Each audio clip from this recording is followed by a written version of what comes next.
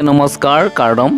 আজি আকৌ দ্বিতীয়বাৰৰ বাবে মোৰ দ্বাৰা ৰচিত এটি অসমীয়া কবিতা পাঠ কৰিবলৈ লৈছোঁ। কবিতাটিৰ শিৰোনামা ইমানে কিয় মোক ঠগি দিলা। তেন্তে আহক প্ৰাৰম্ভ কৰোঁ।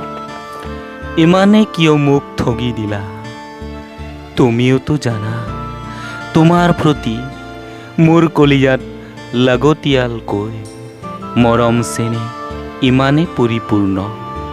সাগৰৰ বুকুত যিমান সোণমুকতা, কিন্তু অগণ্য সোণৰ মূল্য হানি কৰি এটুকুৰাৰ দামী সোণৰ আভূষণক লৈ তুমি হলা আনৰে প্ৰেমিকা।